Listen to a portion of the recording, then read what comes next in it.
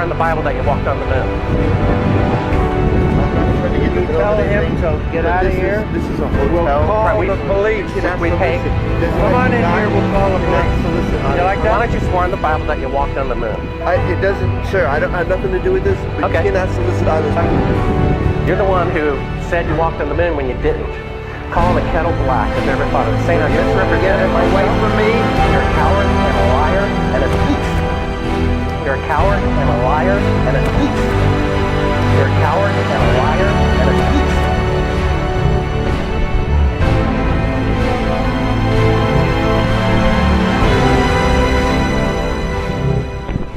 Presta atenção no que você acabou de ver. Um astronauta agredindo um civil. Agora me responde uma coisa. Se a resposta é tão óbvia, se é tão ridículo questionar, por que tanto nervosismo? Quando alguém te diz que a Terra é plana, você ri e segue a vida. Quando alguém te diz que o Elvis está vivo, você nem perde tempo respondendo. Mas quando alguém pergunta, o homem realmente foi à Lua? Algo diferente acontece. As pessoas não riem, elas atacam. Por quê?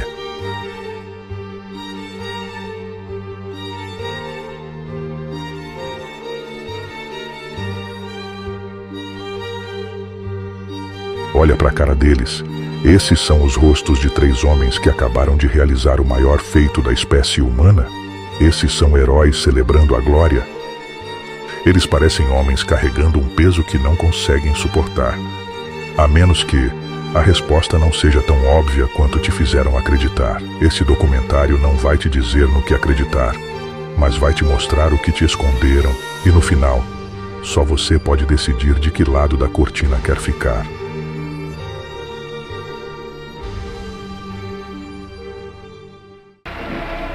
1961. O mundo está partido em 2.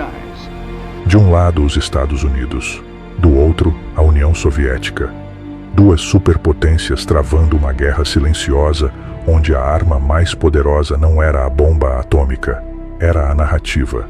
Quem controlasse a percepção pública, controlaria o mundo. E em 1957, a União Soviética desferiu o primeiro golpe. Sputnik, o primeiro satélite da história a orbitar a Terra. Um feito tecnológico que fez os americanos entrarem em pânico. De uma hora para outra, o inimigo comunista estava acima deles, literalmente. Mas os soviéticos não pararam por aí. Em 1961, Yuri Gagarin se torna o primeiro ser humano a viajar ao espaço. Mais uma vez, os soviéticos chegam primeiro. Mais uma vez, os americanos ficam para trás. É nesse cenário de humilhação que John F. Kennedy sobe ao púlpito e faz uma promessa que mudaria a história. We choose to go to the moon in this decade and do the other things, not because they are easy, but because they are hard. Because that goal will serve to organize and measure the best. Escolhemos ir à Lua nesta década, não porque é fácil, mas porque é difícil. Kennedy não disse, vamos tentar. Ele disse, vamos fazer. Ele deu um prazo, 10 anos, e toda a credibilidade dos Estados Unidos como líder do mundo livre foi apostada numa única cartada. Agora pensa comigo, o que aconteceria se, depois de toda essa promessa, os Estados Unidos simplesmente não conseguissem? A derrota não seria apenas tecnológica, seria ideológica, seria o fim da narrativa americana de superioridade. Seria entregar ao comunismo a vitória definitiva na guerra de percepção. Os Estados Unidos não podiam perder. A falha não era uma opção. E quando a falha não é uma opção, qualquer alternativa se torna aceitável. Inclusive a mentira.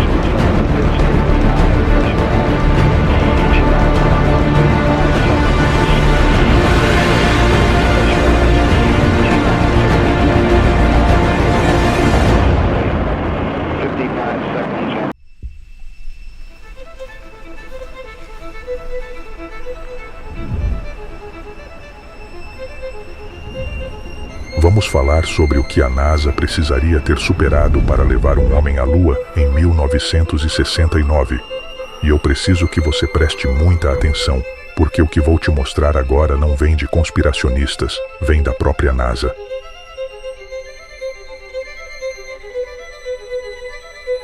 Primeiro obstáculo: o cinturão de Van Allen, uma zona de radiação letal que envolve a Terra como um escudo. Para chegar à Lua, os astronautas teriam que atravessá-lo. A própria NASA reconhece que a radiação ali é potencialmente mortal. Em 2014, a engenheira da NASA, Kelly Smith, durante a apresentação do projeto Orion, a cápsula que supostamente levaria humanos a Marte, disse o seguinte: 15 times higher from the planet than the International Space Station. As we get further away from Earth, we'll pass through the Van Allen belts, an area of dangerous radiation. Radiation like this could harm the guidance systems, onboard computers, or other electronics on Orion. Naturally, we have to pass through this danger zone twice, once up and once back. But Orion has protection. Shielding will be put to the test as the vehicle cuts through the waves of radiation. Sensors aboard will record radiation levels for scientists to study. We must solve these challenges before we send people through this region of space. Precisamos resolver os desafios da radiação antes de enviar pessoas através dessa região do espaço. Espera. Em 2014, eles ainda precisavam resolver o problema da radiação?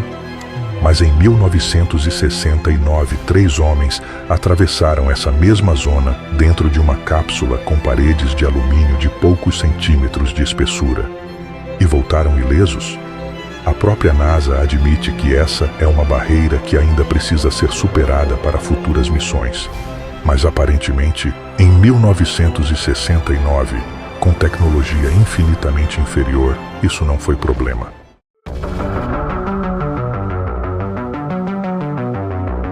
A temperatura. Na superfície lunar, o lado iluminado pelo Sol chega a 127 graus Celsius. O lado escuro cai para menos 173 graus. Os filmes usados nas câmeras Hasselblad, que supostamente registraram cada momento histórico, eram feitos de material Kodak. Esse tipo de filme se deforma acima de 65 graus e racha abaixo de menos 35. Mas aparentemente na Lua ele funcionou perfeitamente, sem proteção térmica adequada, sem um arranhão. E o resultado?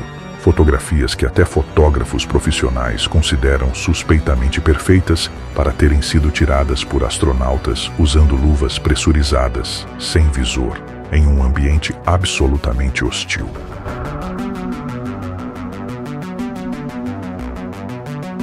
A computação. O computador de bordo da Apollo 11 tinha 74 kilobytes de memória. Para você ter uma ideia, a foto que você posta no Instagram ocupa, em média, 5 megabytes. Ou seja, o computador que supostamente calculou a trajetória, controlou a descida, evitou crateras e pousou suavemente na superfície lunar, não teria memória suficiente para armazenar uma selfie sua.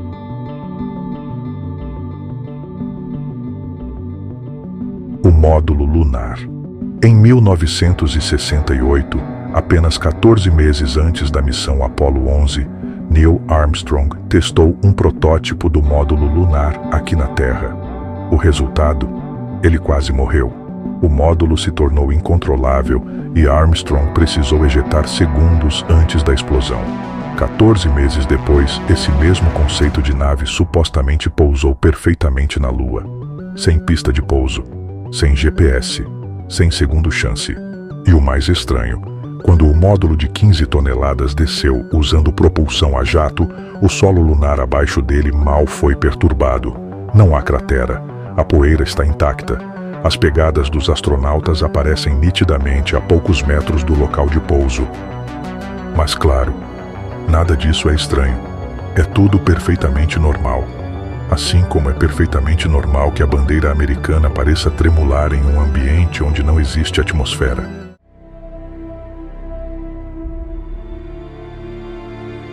Agora vamos falar de algo que quase ninguém sabe, Bill Kaysing. Esse nome provavelmente não te diz nada, mas deveria. Kaysing era o chefe de publicações técnicas da Rocketdyne, a empresa que fabricou os motores dos foguetes Apollo. Ele tinha acesso a documentos confidenciais do programa. Em 1976, ele publica o livro Nós Nunca Fomos à Lua. No livro, ele afirma que os astronautas nunca entraram na cápsula durante o lançamento. Segundo Kaysing, eles subiram pelo elevador da plataforma de lançamento e desceram por trás. O foguete subiu vazio. Os astronautas foram levados a um set de filmagem. Kaysing também afirma que a CIA tentou matá-lo 3 vezes depois da publicação do livro. Um funcionário com acesso direto aos documentos técnicos do programa Apollo, dizendo que tudo foi encenado. E em vez de ser investigado, foi perseguido. É sempre o mesmo padrão. O sistema não debate, não refuta, não discute. Ele silencia.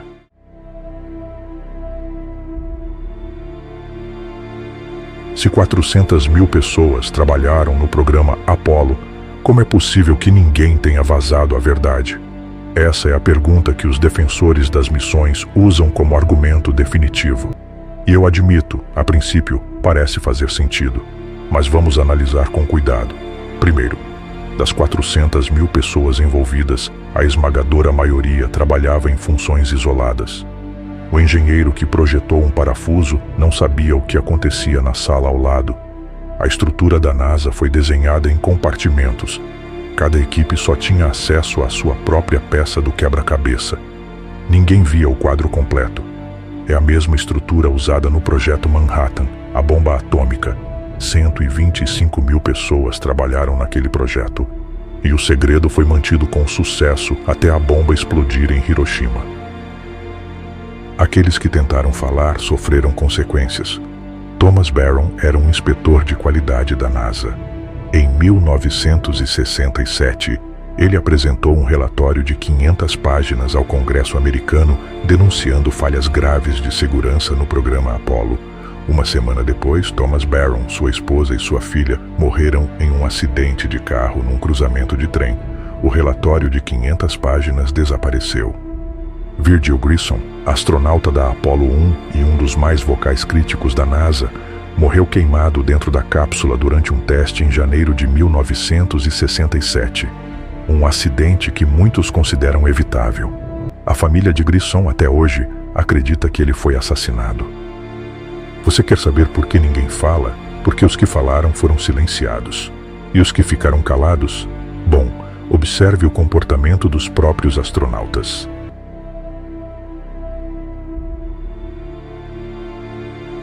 Neil Armstrong, o primeiro homem a supostamente pisar na Lua, se tornou um recluso.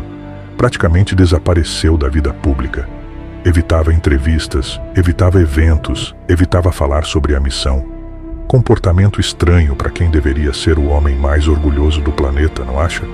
Ou será que é o comportamento esperado de alguém que não consegue mais viver com a mentira?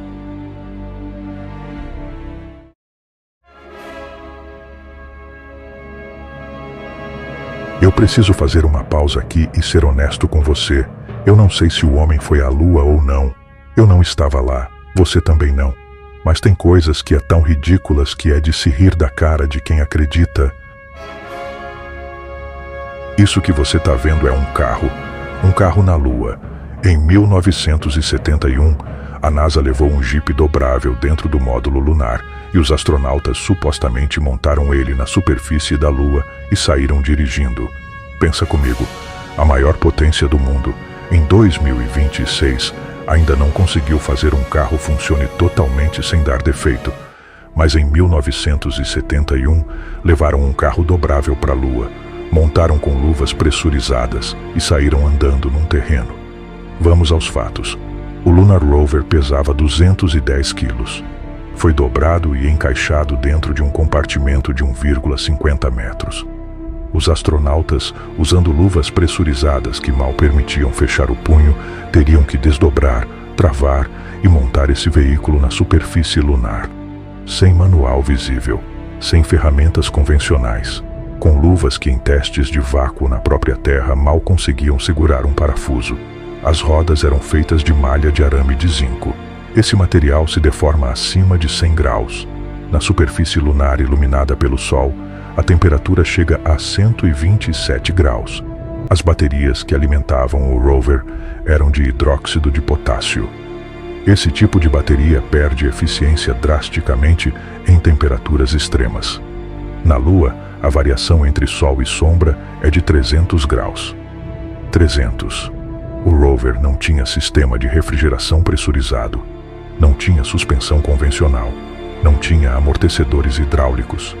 E mesmo assim, os astronautas dirigiram a mais de 12 km por hora num terreno coberto de crateras, pedras e poeira abrasiva capaz de corroer metal, sem furo no pneu, sem falha elétrica, sem superaquecimento na primeira tentativa. Mas espera, fica melhor, ou pior.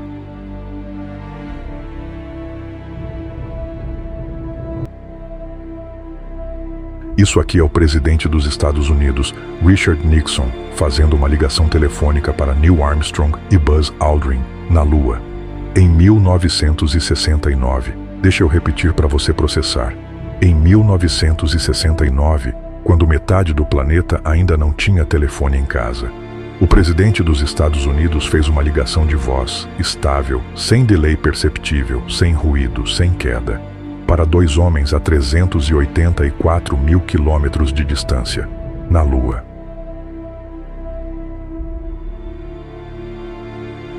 E ninguém questionou isso. Ninguém levantou a mão e perguntou: como exatamente essa ligação funcionou? Porque se você perguntasse, já sabe o que aconteceria. Agora presta atenção no que vou te dizer. Vamos supor, só supor, que essa ligação foi encenada. Que a NASA colocou Nixon num telefone conectado a um estúdio e não à Lua. Que foi tudo uma peça de propaganda para mostrar ao mundo o poder tecnológico americano no auge da Guerra Fria. Se foi esse o caso, a pergunta que surge é devastadora: se eles estavam dispostos a encenar uma ligação telefônica presidencial para o mundo inteiro assistir. Se estavam dispostos a usar o presidente dos Estados Unidos como ator de uma cena fabricada. Se tinham a estrutura, a ousadia e a frieza para fazer isso diante de 600 milhões de telespectadores, o que mais eles não estariam dispostos a falsificar? Se a ligação é falsa, por que as fotos seriam reais? Se as fotos são falsas, por que o pouso seria real? Se o pouso é falso, por que a ida seria real? Quando você aceita que uma peça é mentira, o castelo inteiro começa a desmoronar. E talvez seja por isso que essa pergunta assusta tanto. Não é sobre a Lua, é sobre o que acontece quando você descobre que o sistema em que você confiou a vida inteira é capaz de olhar nos seus olhos e mentir. Existe algo muito curioso sobre as fitas originais da transmissão da Apollo 11. A NASA admitiu, oficialmente, que apagou as fitas originais. O registro mais importante da história humana. A prova definitiva de que estivemos lá. Imagina se você ganhasse a Copa do Mundo com sua seleção e no dia seguinte, desculpa, perdemos todas as fotos e vídeos para comprovar, em um mundo não digitalizado. A real é que eles destruíram a prova e querem que você não faça perguntas.